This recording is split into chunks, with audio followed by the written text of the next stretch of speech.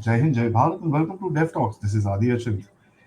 We need to understand military technology and civilian technology a little better for us to actually start comprehending what is the future of warfare. Everybody talks about civil military fusion. That seems to be the way to go. To understand this particular concept, a little about the history, how did it come about, and what are we doing within India to take this forward. I have with me Lieutenant General PJS Pannu. Sir, good morning, and thank you for coming to the show. Good morning, Jai Hind Adi. Pleasure to be once here again talking to you about a subject which is also close to my heart. In fact, it is an enabler for our future destinies, really speaking, when you talk about technology. Every other development will be based on technology. And in this industrial age, which will keep going in series, from 3 to 4, now it is we are in 4 and beyond. I think it will be interesting to talk about it. Absolutely. So I want to actually, go back into history a little bit. One of the biggest examples of a covert civil military fusion was probably Germany before the Second World War. Um, we saw them actually developing military technology and use it for civilian use. It was actually the, other way around. How do you see, was that the start of this whole process wherein dual use technologies kind of came into being, or was there something else before that as well, sir? Are the generation of warfare and industrial evolution, or as we say, industrial revolution, actually they have gone hand in hand. If you really go back to the first industrial revolution, it almost matched with the first generation of warfare also. Hmm. And as we went from the analog and slowly became electrical to digital, the transition has happened. So the first generation, second generation, third and fourth generation of warfare actually have largely been dictated by the industrial capability of any nation. For example, if the industrial revolution was started in Europe, largely centered around Britain, it made Britain a global power because they used the ship, they used the steam, they used the gunpowder. Along with that, they pushed around with the trade. Trade territories have gone hand in hand with technology. But you cannot do trade, you cannot have control or mastery over seas or territories unless you have technology. So, really speaking, the mother enabler of industrialization is technology.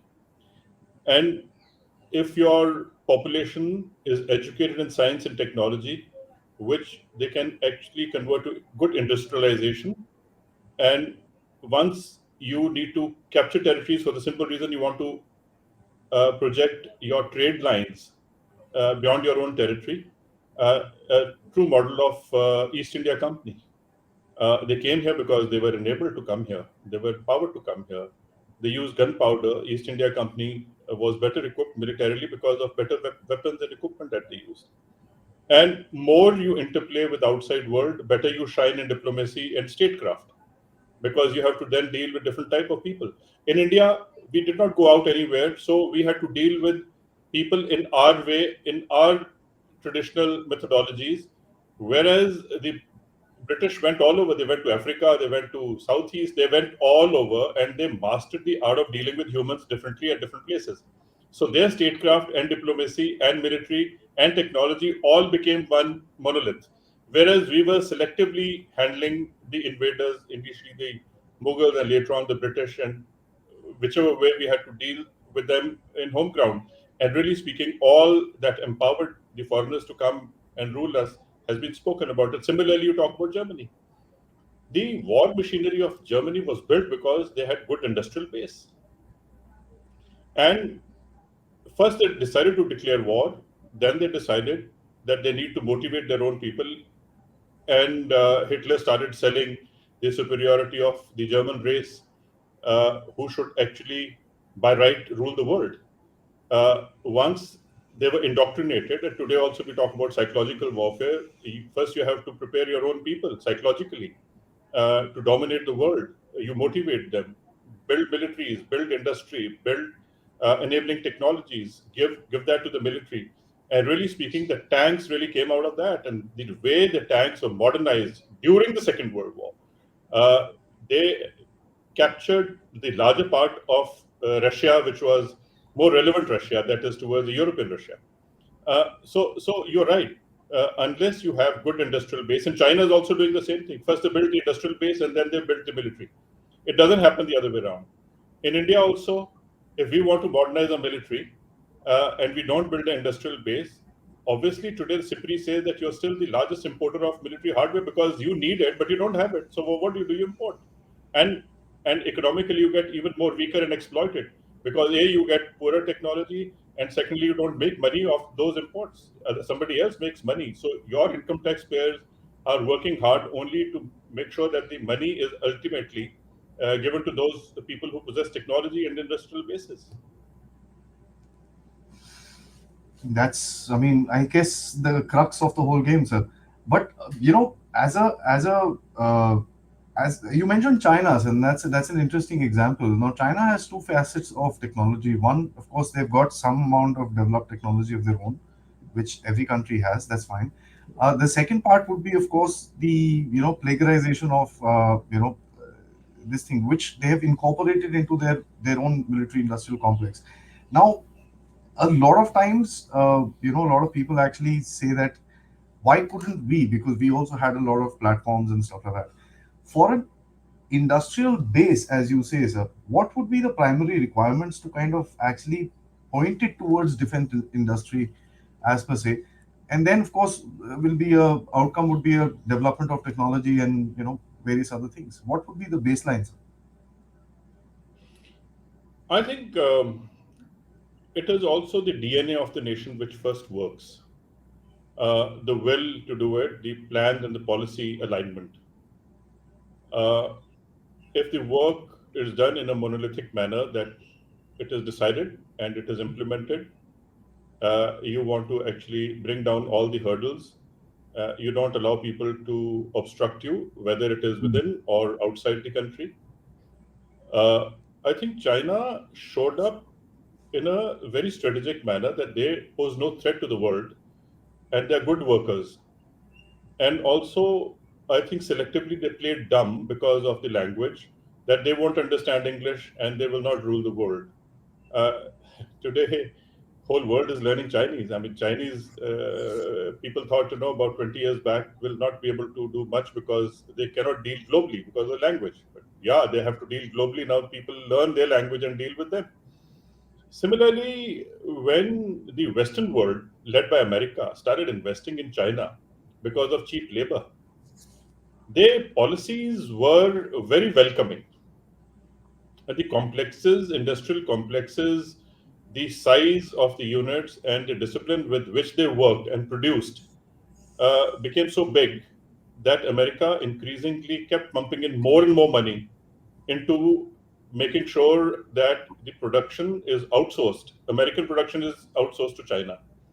And why would China not take advantage of it? Any self respecting or uh, people who have basic intelligence would say that, look, we are not going to do coolie work for somebody else.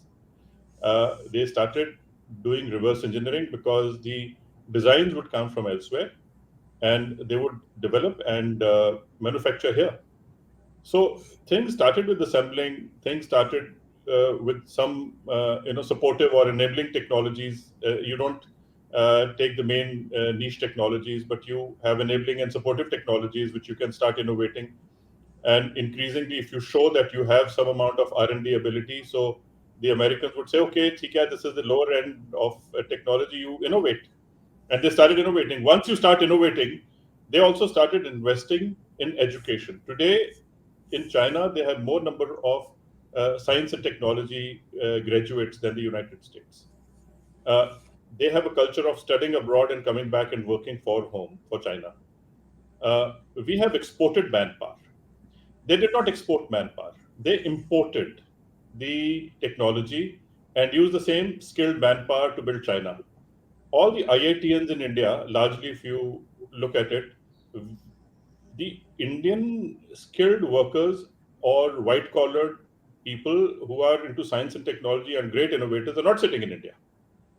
So, was it because of some inherent decision that we did not take, or those policies and plans did not, synchronize with our aim, or we did not have an aim, or we just allowed things to happen the way they happened, or we are too busy doing something else?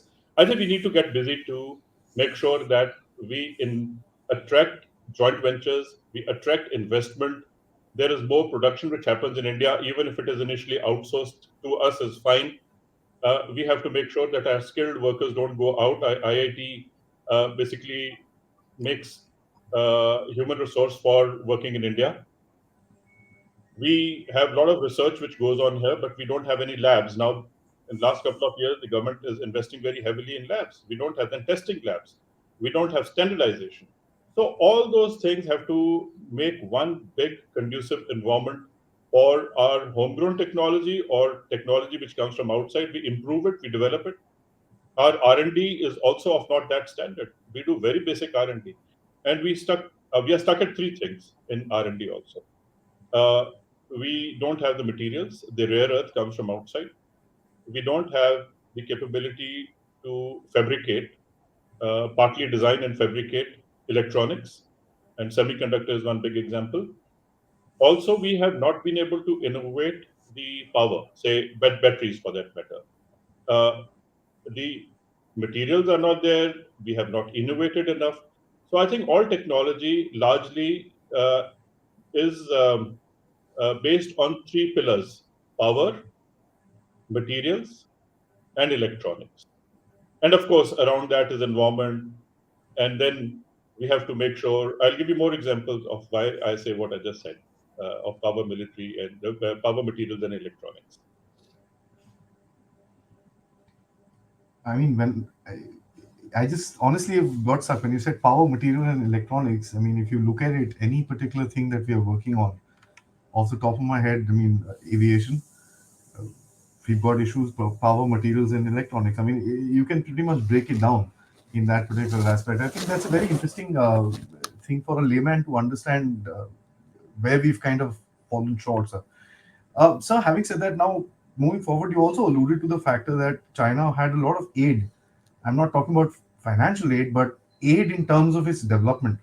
It was an aided, country wherein the West wanted to outsource their production over there, as you brought out very clearly. Um, there are pros and cons to that particular aspect. With the Indian approach, let's say we just started, let's say about 10 years ago, 15 years ago, sir. Do you think we've got a basic innate structure at the moment for us to start looking at our own selves to do stuff, or are we still looking outside for an aided approach towards technologies? Historically speaking, we have not been a very welcoming country. We make very complex arrangements, and under the feeling that somebody who will come from outside will start dominating us, one way or the other. And sitting in India, we will work for somebody else. So multinationals or import restrictions and all that has been happening. But I think there are certain good programs which the government has started, Gati Shakti, where you can generally have better transparency of what is happening where and how the stages in which projects are coming up. But I think a lot more needs to be done to make the environment more conducive for people to just walk in and build businesses and industry here. After all, when the business and the industry gets built on Indian soil, ultimately the beneficiary certainly will be India.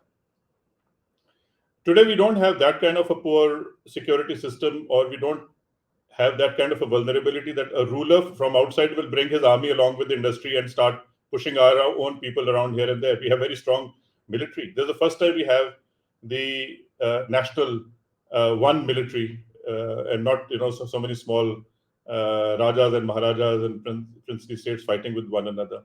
So I think we need to ensure that we make people comfortable in business in India. So far, they follow the Indian procedures, which should not be very difficult. There should be, uh, we talk about ease of doing business. We have gone on to e-governance. There are a lot of platforms which have come up where there will be single window clearances. So this climate is improving, but I think more and more people need to be held accountable if things don't work. Uh, I think still the accountability is not on some people, uh, and they are not really aligned to the way the government wants them to be. So I think, but I think time has come where people have understood generally, uh, and I really hope that whatever is happening in Europe, Eurasia, Russia, China, all the global churn which is happening, today, India appears to be a better investment and manufacturing destiny for the world. So far, we get more predictable to them. India should have more conducive environment. Promises that we make, we keep. The policy has to be predictable, and policy has to be very certain and welcoming. Make people comfortable, and I suppose business will come and industry will come. And once they start manufacturing in India, then your own um, youngsters who are actually seeking jobs elsewhere would seek jobs in India. And then you will find Indians, the CEOs, like they are all sitting in the Silicon Valley, they would all be sitting here because the money and the manufacturing would happen here, the innovation will happen here, the R&D would happen here. Either they will come back, or the new generation who are now looking at their future studying and employment prospects outside will stay in India and manufacture and do business in India. They say some military brings in a huge amount of innovation. So I want to focus on that for the next question with regards to the three forces that we've got, sir. Of course, I'm sure at the very highest level, the three forces have put their heads together and kind of seen, okay, these are the technologies that we can actually all three benefit from. For example, navigation and a whole lot of other things that can be used by all three. So do you look at a way, because I've had this thing in my head that why don't we have, like, the Navy has its own design bureau and the Army has something. Is there a need today for a military technology design bureau within the country which will look at commonality in terms of technologies used by the three forces, focus towards those so that the output and the benefit is much on a larger scope? Is there something that we are doing in that aspect, sir? Desirable, but those who are in the military have never been in the industry, and those who are in industry have never been in the military largely. It takes a lot of time for one category to understand the other category. We might be speaking the same language. We also could be headed in the same direction, but I think we still do not build a synergy.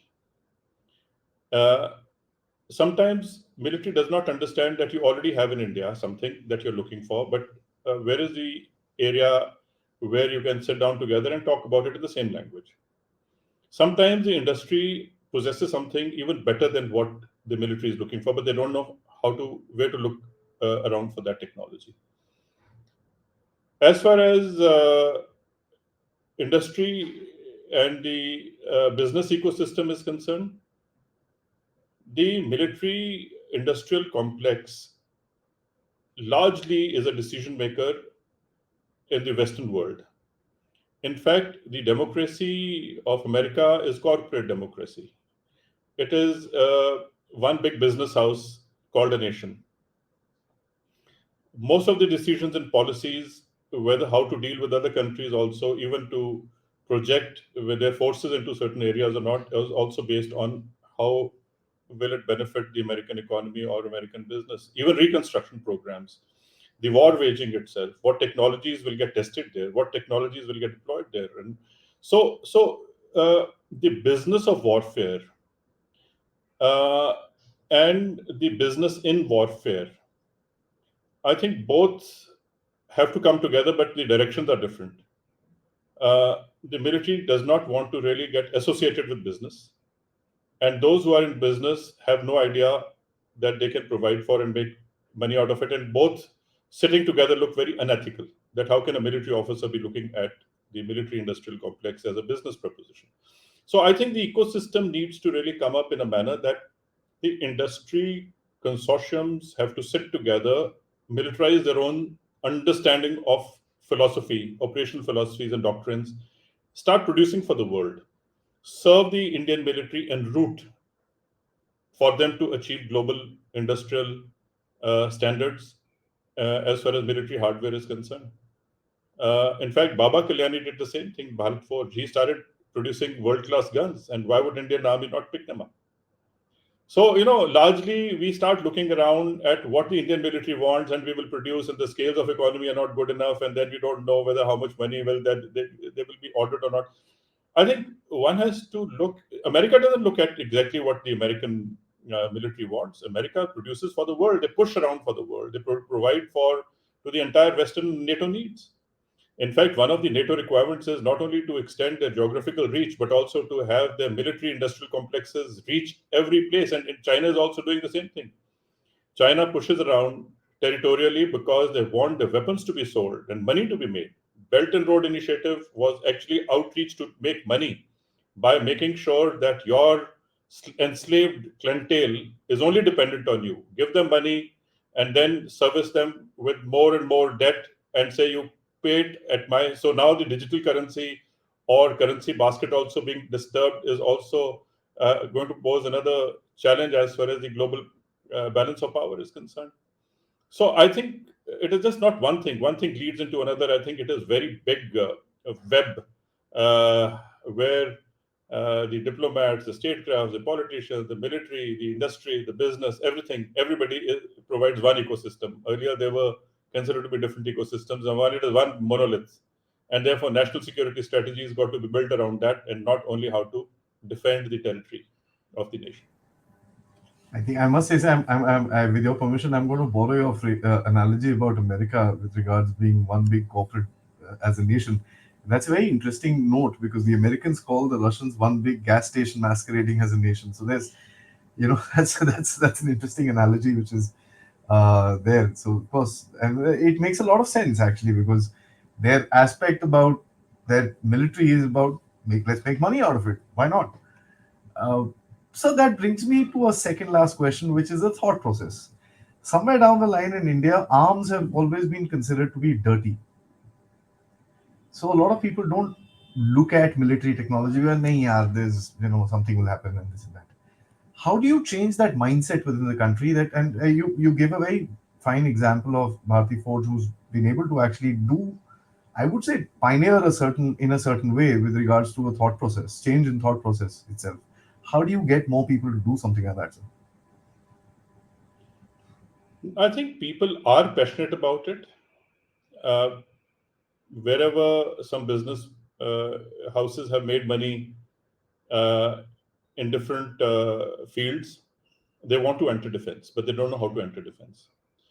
One is that they don't have the knowledge. Secondly, they feel that dealing with the government and that too in the defense business is not going to be looked at very ethically because people get branded as wheeler dealers, people get branded as say he's an agent, and historically there is a scam here and a scam there. So if you are going to be in the defense business, you are actually putting yourself in the bracket already, even in thought that you are going to be branded as somebody who's was involved in a big arms deal. Arms deal itself is a bad word because he's an arms dealer means and just stay away from him.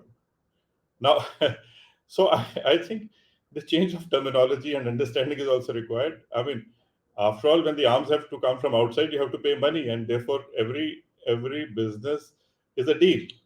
Now, if you make a deal of selling a pizza, it's okay. You can do a pizza deal, but you can't do an arms deal because then you are bracketed as somebody who's on the sidelines done something which is unethical.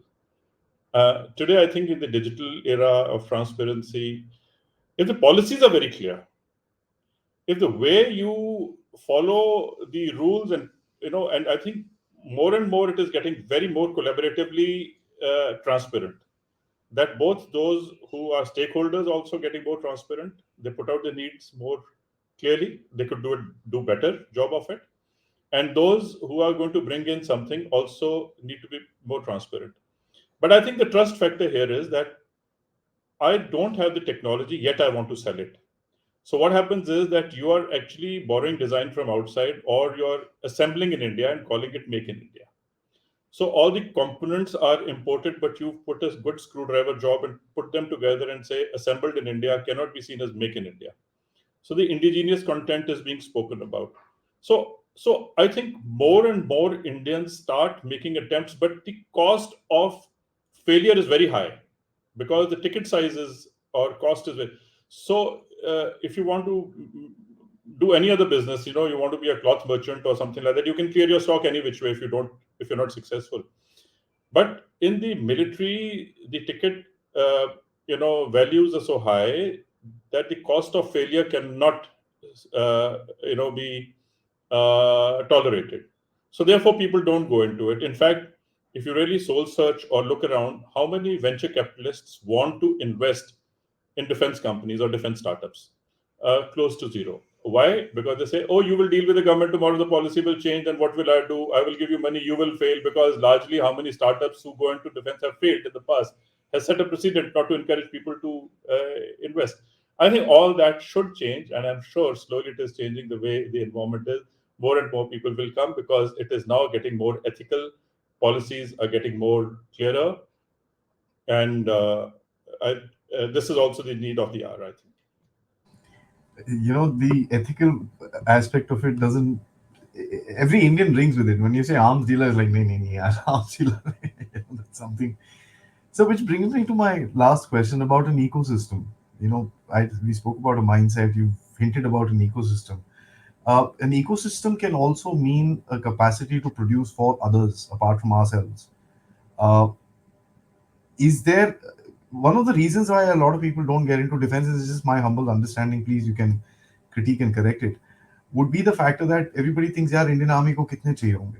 It will be 300, 500 needed. After that, what do I do with my line? Only when India actually looks at exporting, a certain amount of defense equipment, technology, and so on and so forth. As we've been seeing in the past 3, 4 years, at least the numbers have gone up quite a bit. Would the ecosystem benefit the industry? Would the ecosystem benefit the R&D, and more people will get attracted to that?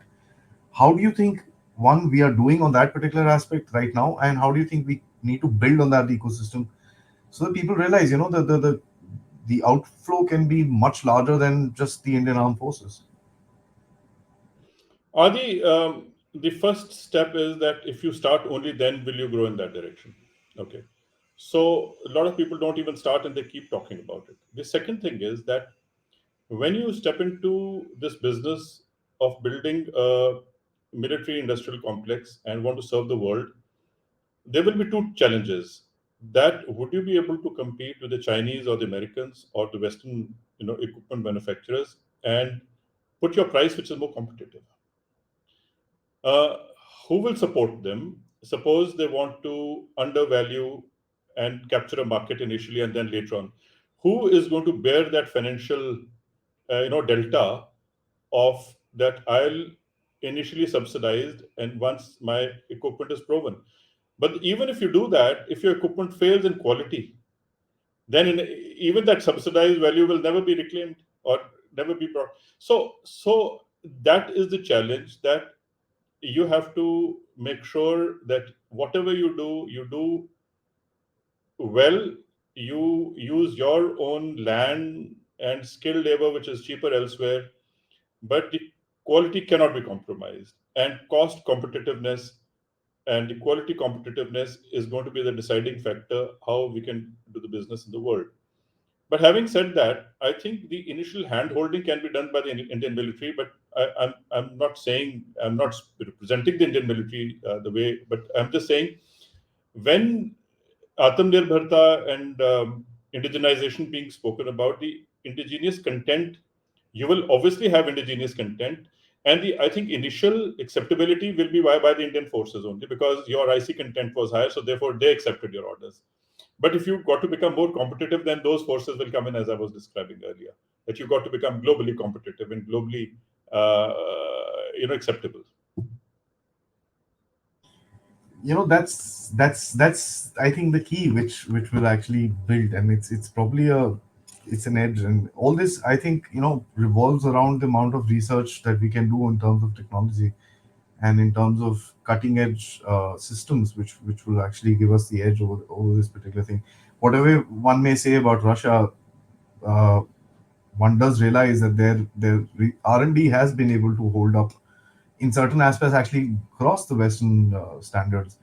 So that's something that one must actually learn. So this has been actually an insightful talk, because a lot of people don't talk about the back end of technology and military industrial complex and the military technology as per se.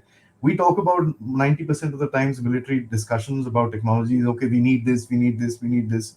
And these are the things that drones, this, that, and the other. But this is a discussion which is of the back end. And I guess that's the more critical part of it rather than the front end part, because at the end of it, if you I personally believe in any industry, if you set up your back end, the front will automatically just fix into play. And I'd like to thank you for actually bringing out some very interesting factors in this thing. Hoping to actually catch up with you in the near future, sir, for another enlightening discussion about military technology and a lot of things that you're doing yourself. I'm waiting to hear and get you on the show to talk about that, sir. Certainly, Adi, it was like always pleasure talking to you. In fact, military budget or defense budget should not be seen as burden. In fact, our military exports should service our own defense budget, create so much more surplus that we can start developing our economy based on our military exports. So the space and the cyber, the digital and the precision battles, subterranean battles, in the hybrid war situations, we also need testing ground somewhere. But the point is that I think largely people need to understand that some of the infrastructure is very, very expensive. And I think maybe some big business houses need to build those infrastructures so that we can have labs and we can have the testing standards be brought out from those labs. Do hand holding, because we need far too many people to be working on the defense industrial complex than we have. Even in defense corridors, I think people need a lot of hand holding.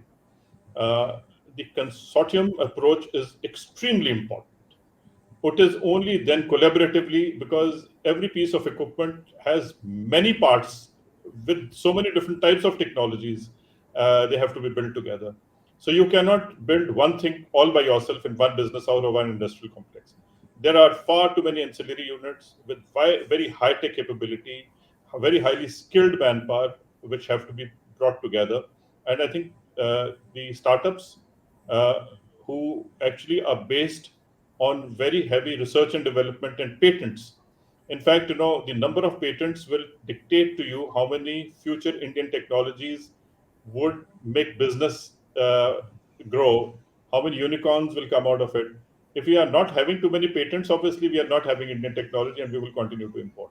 Uh, I compare it with number of cranes, which are, you see, around your area. If there are number of cranes working, the infrastructure is coming up. Similarly, you can compare the number of patents which are being filed. You would know that we are going to have more unicorns. So I think we need to do that as a benchmark. Absolutely, that's a wonderful parting thought, sir. As I said, we'll look forward to having a wonderful interaction with you once again, sir. Till then, Jai Hind. Thank you, Jai Hind.